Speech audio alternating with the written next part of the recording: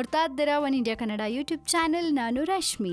Hawaii ಚಪ್ಲಿ ಹಾಕೋರು ವಿಮಾನಯಾನ ಮಾಡಬೇಕು ಅಂದ್ರು ನರೇಂದ್ರ ಮೋದಿ. ಇಂತಹ ಸ್ಟೇಟ್ಮೆಂಟ್ ಅನ್ನ ಯಾಕೆ ಕೊಟ್ರು ಗೊತ್ತಾ? ನಿನ್ನೆ ತಾನೇ ನರೇಂದ್ರ ಮೋದಿ ಅವರು ಕಡಿಮೆ ಬೆಲೆಯ ಉಡಾನ್ ಫ್ಲೈಟ್ ಅನ್ನ ಇನಾಗ್ರೇಟ್ ಮಾಡಿದ್ರು. ಇನ್ನು ಅದಕ್ಕೆ ಸಂಬಂಧಪಟ್ಟಂತೆ ಈ ರೀತಿಯ ಹೇಳಿಕೆಯನ್ನ ಕೊಟ್ಟಿದ್ದಾರೆ. ಅಂದ್ರೆ ಅವರ ಇಂಟೆನ್ಷನ್ ಸಾಮಾನ್ಯ ಜನರು ಕೂಡ ಇನ್ಮುಂದೆ ವಿಮಾನಯಾನ ಮಾಡಬೇಕು ಅನ್ನೋದು. ಇನ್ನು ಉಡಾನ್ ಯೋಜನೆ ಅಡಿ ಅಗ್ಗದ ದರದ ವಿಮಾನಯಾನಕ್ಕೆ ಶಿಮ್ಲಾದಲ್ಲಿ ಗುರುವಾರ ಪ್ರಧಾನಮಂತ್ರಿ ನರೇಂದ್ರ ಮೋದಿ ಚಾಲನೆ ಕೊಟ್ಟಿದ್ದಾರೆ. ಹವಾಯ್ ಚಪ್ಲಿ ಹಾಕೊಳ್ಳೋರು ಕೂಡ ವಿಮಾನಯಾನ ಮಾಡುವಂತಾಗಬೇಕು ಅನ್ನೋದು ನಮ್ಮ ಉದ್ದೇಶ ಅಂತ ಮೋದಿ ಅವರು ತಿಳಿಸಿದ್ದಾರೆ. ಸಣ್ಣ ಸಣ್ಣ ಬಡಾವಣೆಗಳಲ್ಲೂ ಕೂಡ ಹವಾಯ್ ಚಪ್ಲಿ ಹಾಕಿಕೊಳ್ಳುವ ವ್ಯಕ್ತಿ ವಿಮಾನಯಾನ ಮಾಡುವಂತಾಗಬೇಕು ಅಂತ ಪ್ರಧಾನಿ ನರೇಂದ್ರ ಮೋದಿ ಗುರುವಾರ ಹೇಳಿದ್ದಾರೆ. ಜನಸಾಮಾನ್ಯರಿಗೆ ಕೈಗೆಟುಕುವ ದರದಲ್ಲಿ ವಿಮಾನಯಾನ ಸಾಧ್ಯವಾಗಬೇಕು ಅಂತ ಬಹುನಿರೀಕ್ಷಿತ ಉಡಾನ್ ಯೋಜನೆಗೆ ಶಿಮ್ಲಾದ ಜುಬ್ಬರ್ ಹಟ್ಟಿ ವಿಮಾನ ನಿಲ್ದಾಣದಲ್ಲಿ ಚಾಲನೆ ನೀಡಿ ಮಾತಾಡಿದ್ರು. ಏರ್ ಇಂಡಿಯಾದ ಮಹಾರಾಜ ಲೋಗೋ ಬದಲಿಗೆ ಆರ್.ಕೆ. ಲಕ್ಷ್ಮಣ್ ಅವರ ಶ್ರೀಸಾಮಾನ್ಯ ಕಾರ್ಟೂನ್ ಬಳಸುವಂತೆ ಅಟಲ್ ಬಿಹಾರಿ ವಾಜಪೇಯಿ ಅವರ ನೇತೃತ್ವದ ಸರ್ಕಾರ ಅಧಿಕಾರದಲ್ಲಿದ್ದಾಗ ನಾನು ಹೇಳಿದ್ದೆ ಅಂತ